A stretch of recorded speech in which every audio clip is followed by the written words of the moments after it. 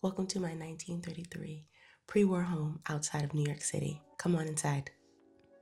When you come inside, there's an entryway for you to drop off your shoes. We have this rug that I believe my wife picked up from Home Goods. I'd really love to make this space a moment. I have this 1930s Art Deco coat slash hat rack from Etsy. It actually shipped from France. I'm never letting it go. It really feels like the grounding design element in this space, so I'm excited to see how it inspires this space coming together. We've been in this house for just over a year now, and I'm really coming to learn to enjoy each step in the journey of making this space our home. If we go to the right, we enter into the study. Now, if you follow me on Instagram at Home is How I Heal, you've seen me starting to bring this space together for the holiday. We brought this brown leather sofa with us from our previous space, and this rug is from Morocco.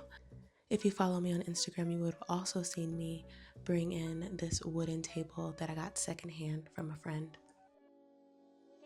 One of the things I love to display in this room is our love of music, of books, and our history. For some people, minimalism feels like the absence of culture and color, but for me, it feels quite the opposite. It creates an undeniable moment for our culture, for the things we love to really be celebrated.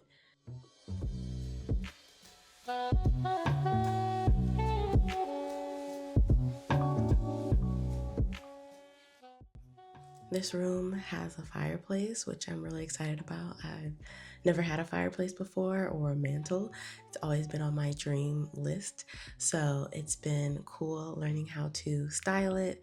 Right now it's holding our Christmas decor. Over on Instagram, you can see how I styled the mantle.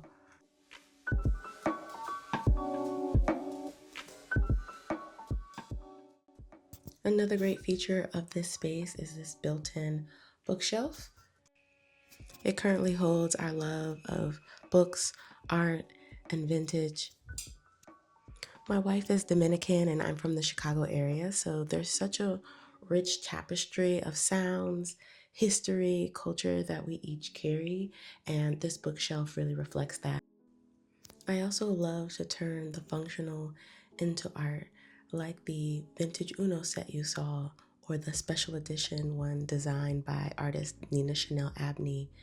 From the fan on display from our travels in Spain, our record player, or even the covers of our books, it's all an opportunity to celebrate form and the craftsmanship behind it. Now let's move into the dining room. By design, this space really is the heart of the home. It's not only where we eat, it's also where our dogs eat. Their ceramic dog bowls in the cement base are from Felt and Fat, a ceramic shop based in Philadelphia. I love how they add to the design of the space. This candelabra is from Virginia Sin, a ceramic artist based in New York. Oh, and let's please get into these wooden chairs. They were the find of 2025, vintage from the 1930s, and I got them from Facebook Marketplace. They complement the vintage bentwood chairs that I got a couple of years ago, and now we comfortably seat 8 people around this table. Across from the table is this vintage credenza. They truly don't make them like this anymore. I use it to store our glassware and platters and anything else we need for entertaining and hosting. Styled on top is this cookbook from Ghetto Gastro, some candlestick holders that are a mix of secondhand and new, and Polaroids that we've taken of friends over the years. To one side of the dining room is a bedroom. We're using it as our primary. This room was actually an addition, making it a 4-bedroom home. We kept this wallpaper up that the previous owner had. Some of the colors in it, the yellow tones, felt like it complemented some of our color palette, like this yellow chair that we brought with us. We also have a table here, kind of creating this reading nook. This table base is from Lycan, a furniture shop in Bushwick, Brooklyn. You might have noticed it pictured in the coffee table book in the study. We got this vintage dresser from upstate, and on top are a few of our everyday perfumes on this ceramic base from Etsy. The floor-to-ceiling closets really add some drama to this space, but stay tuned for my next video because we're going to address what's happening on the other side of those doors. For now, welcome to our ensuite bathroom, which was also an addition. Our bar soap rests on a soap dish by Virginia Sin. Otherwise, keep it quite simple on our bathroom counter with our hand cream and hand soap and a vase that I thrifted. I love the black and white checkered flooring. One thing I would update in the future are the finishings. I love a more brass tone. And lastly, we have our bath mat, which is from Dry Home. The kitchen functions pretty well as is, so I'm grateful that we didn't have to do any major renovations coming into the house. It has a window that overlooks the backyard. These railings hold our Deucin oven mitts and some pots and pans. We keep our broom and trash and recycling on this side as well. I keep a few items in reach like our salt and pepper shaker, these cast iron bowls to keep little spices and garlic bits.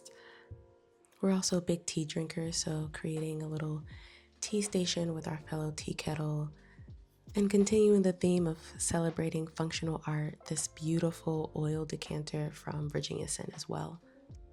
Our dish rack and soap stand are from Dry Home, and on the other side is this wine holder from Lycan. My favorite part of the kitchen is this eat-in nook. I brought in this black table from Dutch Furniture, a company based in Amsterdam. Above is this French farmhouse produce basket. This whole area really contributes to the soft romance of the kitchen that I want to really play into. Now this view, standing from the study, is the view that told me that this house was our home. I could instantly feel all of the years, teacup in hand, standing and looking out into that view and feeling like nothing else existed. This family room was one of the first spaces to really come together. We moved in October of 2024, right before the holiday season. This custom chocolate modern sofa from Bassett Furniture really creates a comfy gathering space. Above the sofa sits this beautiful piece by Nigerian artist Sophia Choma. The aluminum coffee tables are from CB2, and I love the way that they reflect light in this space.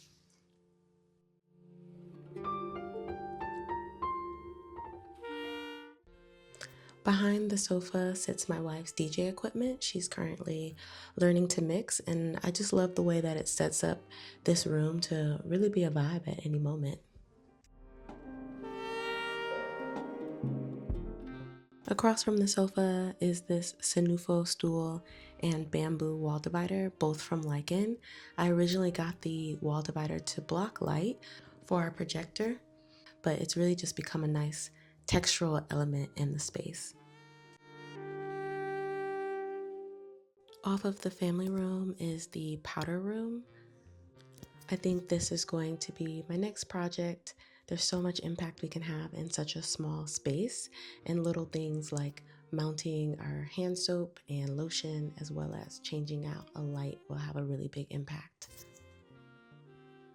Next to the powder room is our laundry room, and similarly, I'd love to make a big splash in this small space. And functionally, we could use a better system for hanging our clothes dry and putting them away.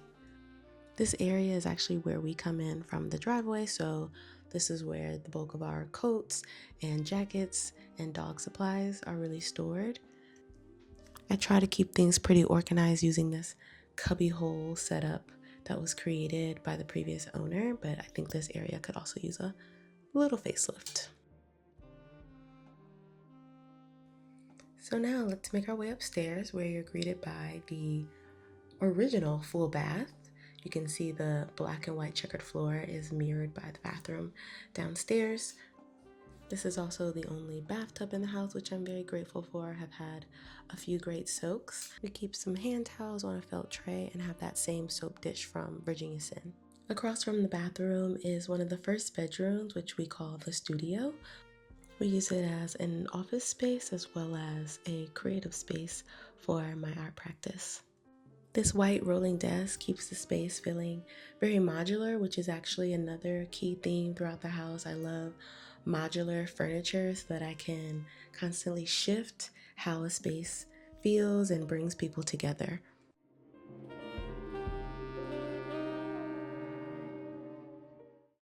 We brought this bookshelf with us from our previous apartment. It's originally from Urban Outfitters.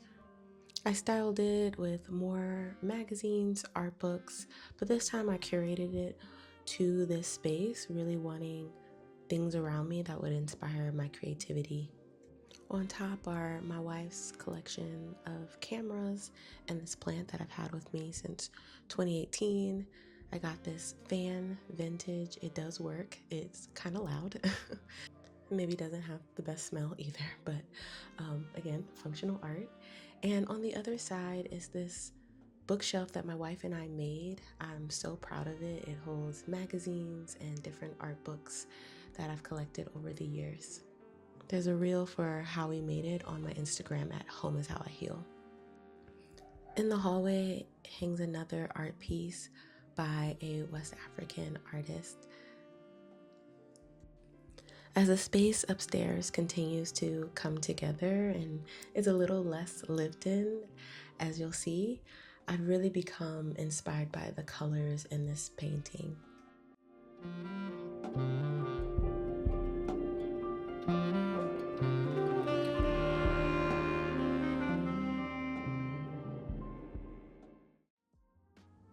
Down the hall are the other two remaining bedrooms that we're using as guest rooms. Style-wise, they are the biggest departure right now from our aesthetic, but grateful to these hand-me-down bed frames that have held many a guest. Thank you so much for joining me on this tour of our home. I'm so excited. This is just the beginning, and I hope you'll like and subscribe to follow this journey of turning this house into a home. Thanks for watching.